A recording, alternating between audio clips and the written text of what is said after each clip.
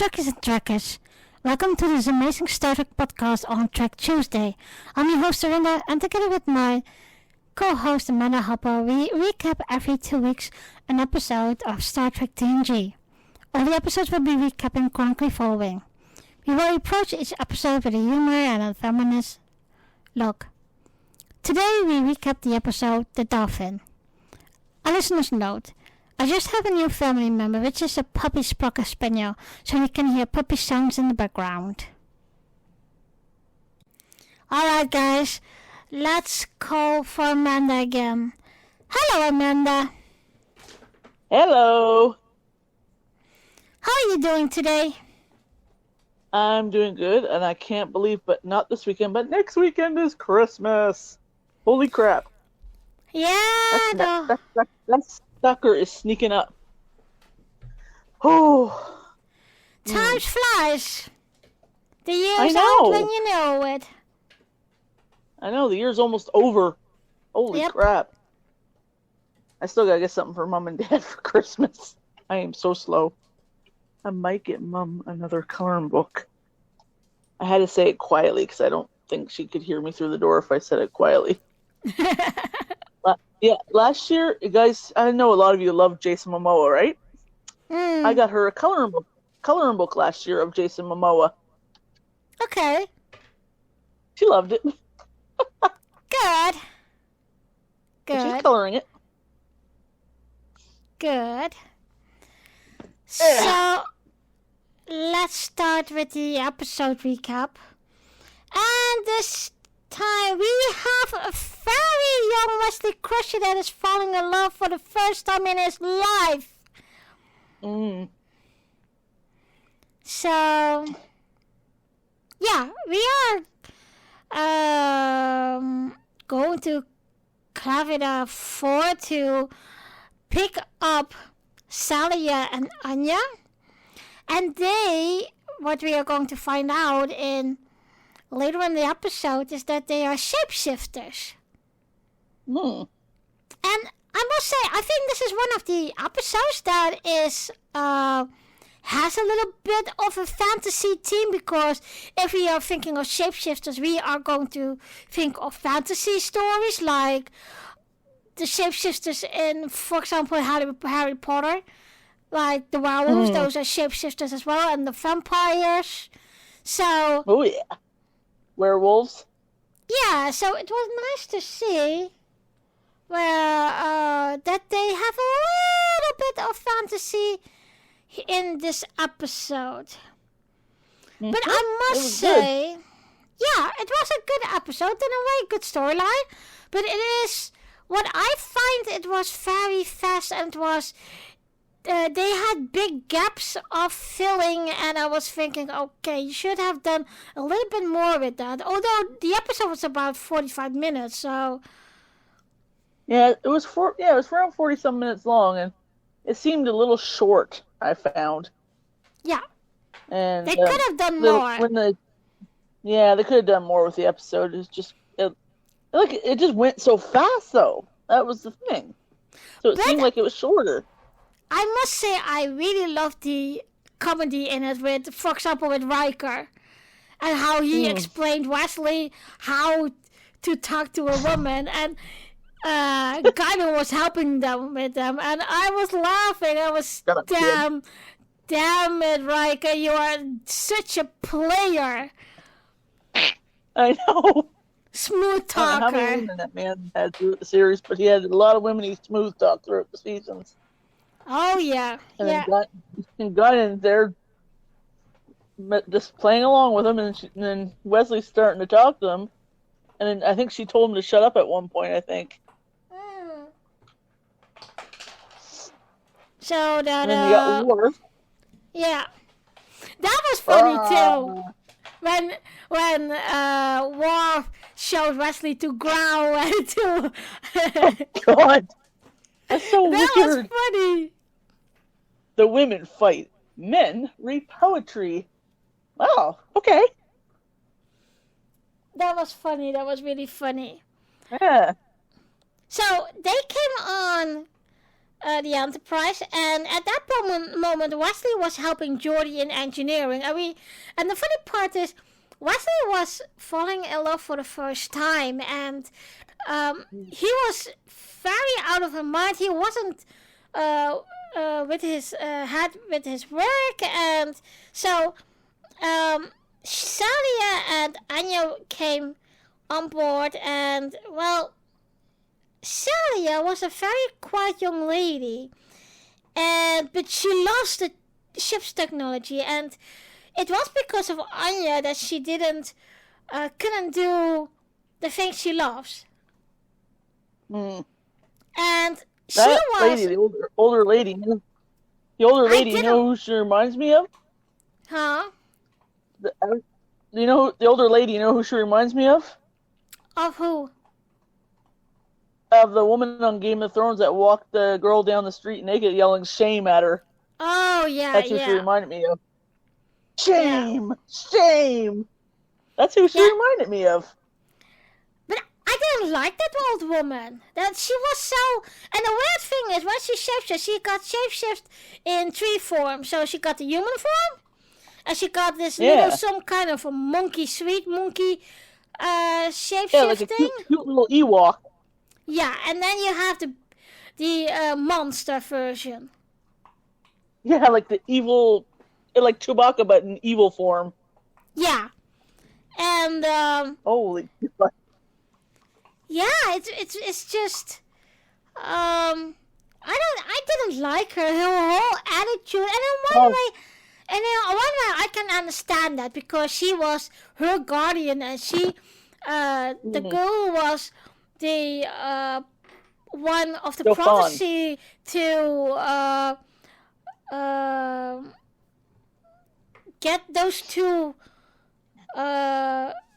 parties together again, because I found both her parents were one of the parties and that's why she was the perfect person to to get them back together in a way. Yeah. She's basically the dauphin, I think they called her. Yeah. Which basically means heir to the throne, basically, but she's heir to the planet. Yeah. She was in a way. So, but that was that's the, I think Salia wanted a little bit more freedom, because you could see how much she loved the technology of the ship. And Anya was very, very strict and saying, "Oh, Ken, because she doesn't have time for that, just bring us to our quarters." And yeah, I think that is she was very too much focused. Yeah, like she was like too much focused on what she had to do. She was very strict. She was cranky. Yeah. And I guess you could say snobbish, I guess you could say. Very cranky. Snobbish. Yeah, in a way. It's maybe like, and in one, that's why I say, in one way I can understand it. If you are responsible for the dauphin, and you need to get her in some place, I understand that. And but the nice thing was when Riker Picard showed them their quarters. They before they went into the turbo lift, they met Wesley, and it was love on first sight with those two, and. So they talked a little bit, and Salia was really liking him right away, and Anya was saying, "Let's go, Salia. You have no time for that boy." And even Riker was saying, "Wesley, she's out of your league. She is an ambassador, etc., etc." But she was in his age, you know. Yeah, they seem to be about the same age, those two. Yeah, yeah. And I think she was a little bit taller than Wesley, I think. She looked Yeah. taller than him. But they could have been a year younger than each other, or they could have been a couple of years younger or older than each other. I don't know. So Picard came on the bridge again, and Troy was concerned about these Anya and Salia, and she would say, "Well, their emotions doesn't fit in what they are showing us," and I don't know. I think Salia was more free when she was without Anya. Not that disciplined, like being a normal teenage girl.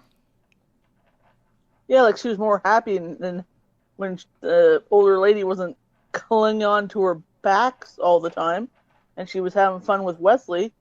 But then when the old lady was right there in the same room as her head was down and looking at the ground, not so happy. Because the old lady was just being a crank of everything. Yeah. So, Data give Picard and Riker a description of the war of Dalia's 4 and why she was the form of those two parties. And she would be the child who would bring peace to both sides. And more or less, they already have agreed to that. So, then we see Wesley helping Geordi in the engineering. And, well, Wesley wasn't with his head by his work. And this was so funny, guys. So, Wesley was talking about his, he fancied Salia. And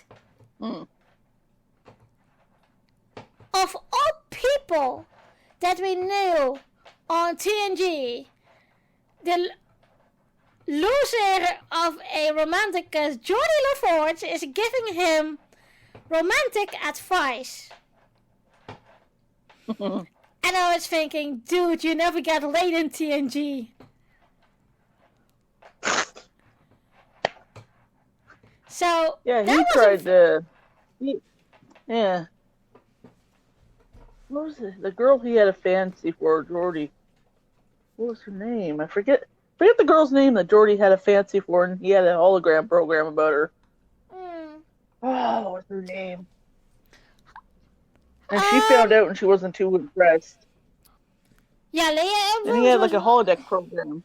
Yeah, that is one of the love interests of Geordi LaForge. But it was so funny. It was really funny that I was thinking, why would you give Wesley advice like that? And then he went to war, so he went to all of the senior staff. What was really funny? Of course, Worf.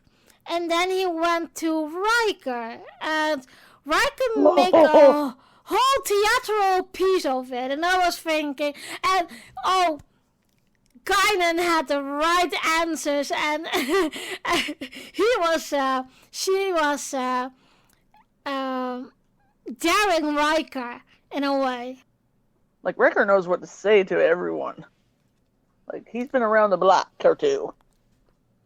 Yeah, he's like a smooth talker. And that's what we know of him. And in one way it looks like he's like a player, but we all know he's still fancied and his heart lies with Counselor Troy. And it was really funny to hear Wesley talk with Jodie about teenager stuff, you know. It was just really funny. Oh yeah, so, he was also getting distracted while working. Yeah. And he made the siren go off. Yeah, well, it was really funny in a way. Yeah. He's like, oh, dang it. So then Picard tells Salia that Anya is going to take a tour on the ship, and he asked if she wants to join, and she said yes, I like to. But then Anya said to her, because she was that monkey type pet for her, she said, no, I don't want you to go. And I must say, when she took the tour, oh my god, I hated her. How could she be that to everything? And she had so much negative stuff to say to the crew, and especially to Pulaski. That was the first time we see Pulaski a little bit scared. Ooh, yeah. The old lady there, whatever her name is again, I can't remember. Every time you say it, I keep forgetting the name. But I'll call her the cranky Chewbacca. I'll call her for now. Anyway, yeah, she said to kill the guy that was in the medical bed there because he had a disease that she was afraid of, and Pulaski's like, "Oh no, we can cure him." She's like, "No, stand back! I'm going to kill him." And she turns into freaking evil Chewbacca, basically, and starts getting all aggravated and everything. And then Worf comes in, and holy crap, even Worf couldn't take her down. No, and that was a little bit of a surprise to me, because we know Worf as a warrior and etc. Yeah. And yeah, I don't know. It's just, but I didn't like it in the end when they made of kind of a friendship, because they knew, okay, this was about the warrior in them, and Worf could step in her shoes to protect, etc. And they had a real discussion about that. You remember that? Yeah, I just vaguely remember that. That was towards the end, right? Yeah.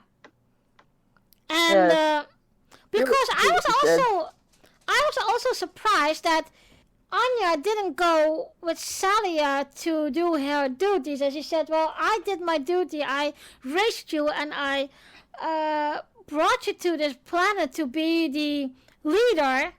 So, yeah.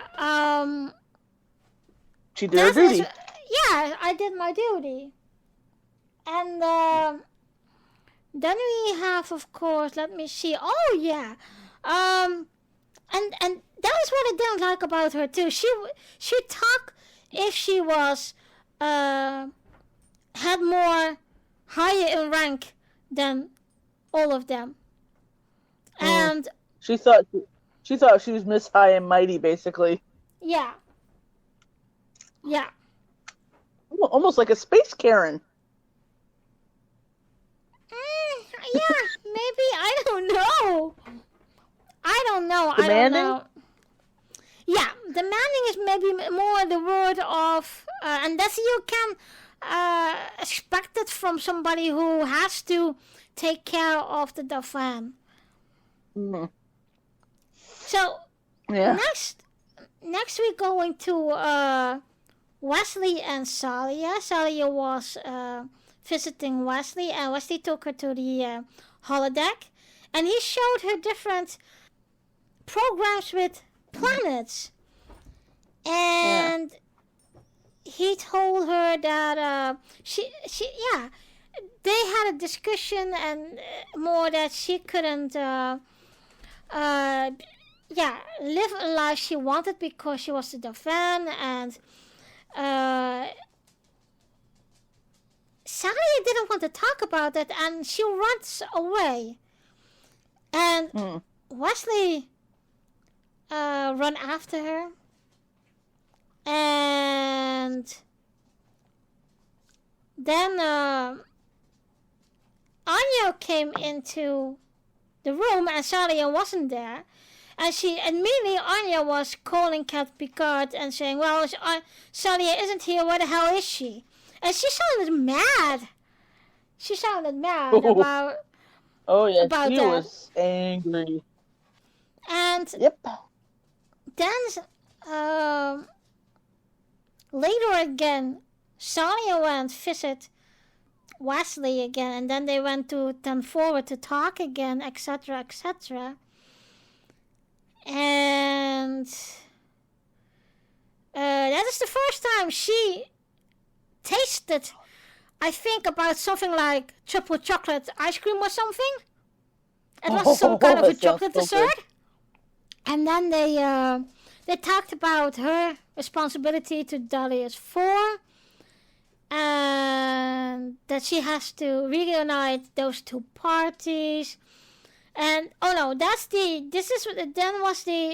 was the point that she didn't want to talk anymore to him, and sped away to her room, and that's where they found her. Wesley doesn't understand it, go after her.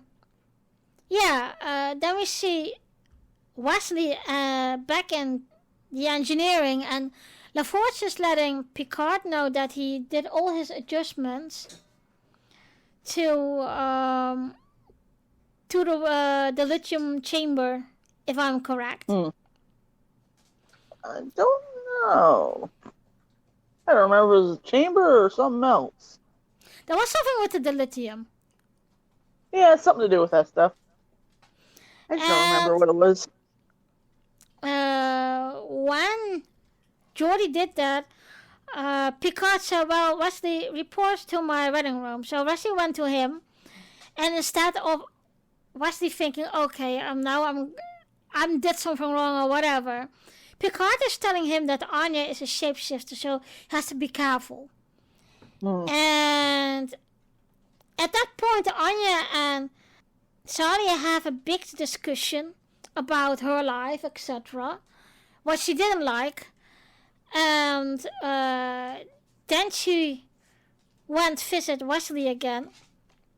And that was the first time they kissed. And I think, if I'm correct, this is also the first kiss of Wesley ever in the series. Yes, I think it was the first kiss ever for him. I have to agree there. I think that's the truth. Yeah, and, well, Anya was coming in. Well, she busted them. And she changed the menu in that monster.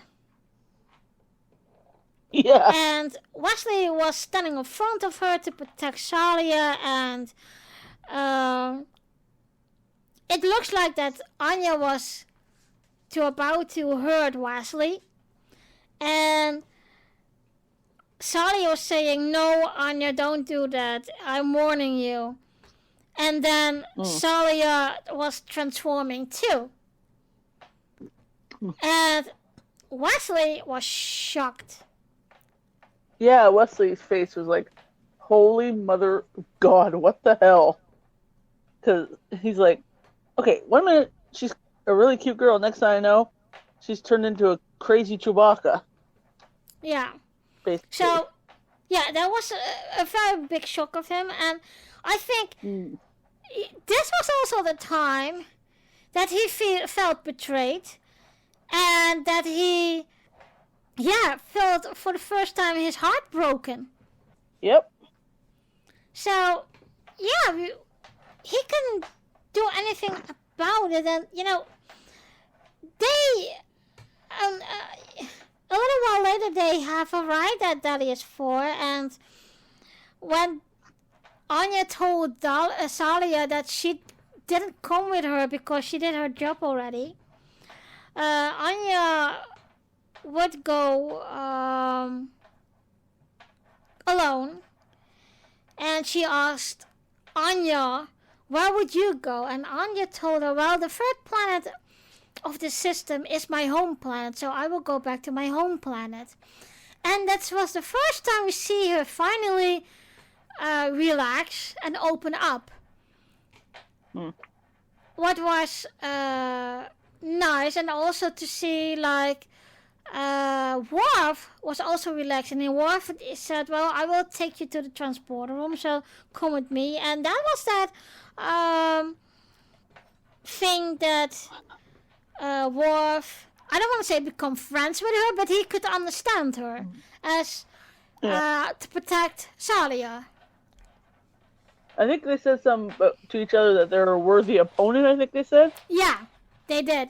And it was in the end of her saying, well, maybe we can fight again someday, but then on the same side. And, well, Salia went visit Wesley for one more time. And Wesley really was hurt, and you could see that. But there was one thing that was really stupid, I think, is that he told her, I loved you. And she told him too, I love you too, but I can't do this further because my responsibilities. And yeah, it's really sad to see Wesley in this state. And Sally beams over, and Wesley went alone to 10 forward. And then Guinan joins him, and she mimicked him, and that was really, how can I say this? I don't want to say funny, but it was like a little lesson for him. Okay, this heart shape will always be there, but love, there always will be love, and there will be love every time you love somebody. It will be on a different way, in a different time, and in different situations. So once again, Guinan was like I don't want to say counselor, but she was more like a trust person, and I think Guinan would always be the trust person of everyone on the Enterprise.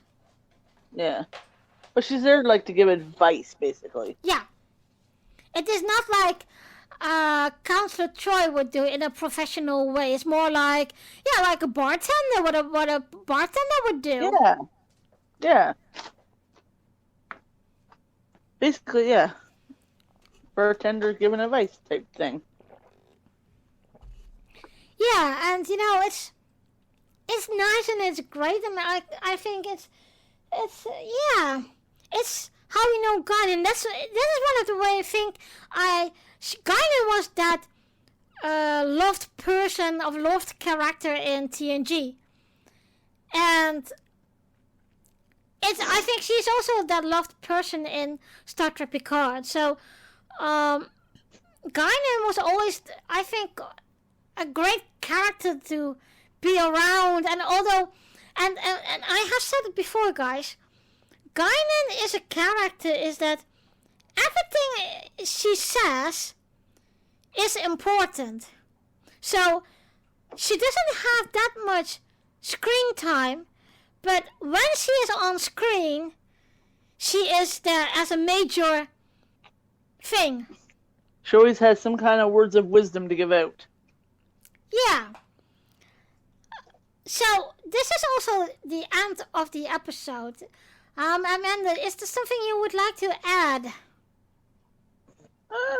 I can't really think of much. I still get a laugh about Worf and his yelling, and it was on the main bridge, and Data just happens to look up, thinking, "What the heck?" We need to say, guys, this episode was very comical as well, and hysterical in that point of view. That Wesley was asking those 3 senior officers for advice, and they did, just so differently advising, and he had to observe how he would do it, because this is his first experience of being in love. Yeah. And when Worf did it, he yells and was like, "That's how we do it." And then then he said, "The women are the fighters, like they initiate by fighting." And then Wesley's like, "Well, what do the men do?" Worf said in this most seductive growling, I guess you could say, "Men read poetry." Well, and that is what I really always surprised by, and always in one way forgetting, is that he did read poetry. He did like opera. He did like things that we won't think of typical, of course, Klingon things, but also human things. Yeah, because Klingons, you think, oh, they're into the blood, guts, and gore and fighting. Who knew a Klingon liked poetry? Yeah, exactly. And also, like, I don't know, but it's the only time that I really liked Worf as a... Look at that! Stop it. Yeah, sorry guys, I told you before in every episode we start now is that you can hear puppy noises because... But this is the first time he is reacting when we are recording. So... But, okay. Pupper. Yeah, it's the first... I think... The first time... the first two mates that I really like pairing up with Worf was his female mate, Klingon mate. I can't remember her name, but she has been played by Susie Plaxton. And guys, I have met Susie Plaxton. She's so super cool. She really is a sweet woman. And well, she is. I told her, well, I did that because I couldn't do that with Nisha Nichols anymore. But I have met Susie Plaxton in 2019 when the last Destination Star Trek was here in Birmingham. And so I told her right away, okay, miss, you did a lot of characters in Star Trek, but you're being a Klingon mate, female Klingon, you are one of the most beautiful female Klingons that I think in Star Trek. And she said, well, I didn't have to use my teeth. And, of course, we had to laugh about that, but she and Dax, those two, and Dax was the perfect mate for, but also, I don't know if you have already seen Deep Space Nine, but Dax was the perfect mate for Worf, and Worf has been tamed by her. So I've seen some of the episodes, not all of them yet, but I know she and Worf do get together at some point. Yeah, and it's just really nice to see Worf in that way. Well, you can say romantic in a way. But they were very good together. So, let's see what the IMDb rating is, and that is a 6.2. Woo! I think that's a little bit low, but personally, I will give it a, let's say about a 7.3, I guess. Yeah, I was thinking in the 7s. I was also thinking in the 7s. Yeah. So, yeah, I'll go with the same as you, 7.3. Wow, that was a low rating. Yeah, it is, but okay, so be it. And, well, I enjoyed it in a way. It was a good storyline.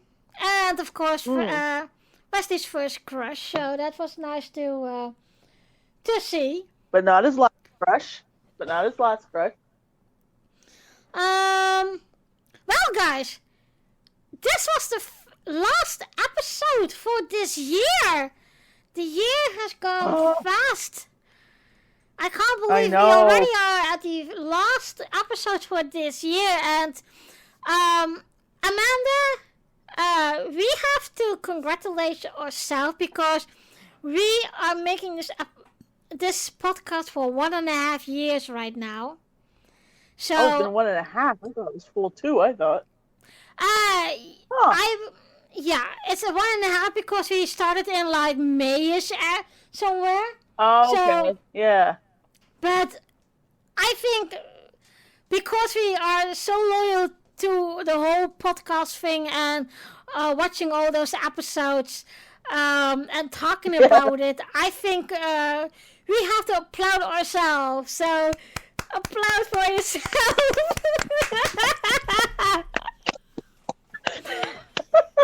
Woo! Even more that is saying hi. Woo! Yeah, so we will see you guys in the next year, and we would like to say Merry Christmas, or in this way, Merry Trekmas. Merry Trekmas / Merry Christmas. And New Happy New Year, of course. Yes, and Happy New Year. And we are looking forward, guys, to see you next year with the continuing of recapping season 2 of TNG. Live long and prosper. Live long and prosper, guys. Dear listeners, thank you for listening, and join us in 2 weeks for a new episode recap. In the next episode, we will recap the episode Contagion. I also would like to tell you about my other podcast called Orinda Talks. Orinda Talks is a podcast which I talk about books, movies, fandoms, and other geek things. You can find Orinda Talks on the YouTube channel or the Facebook group. We will see you in 2 weeks.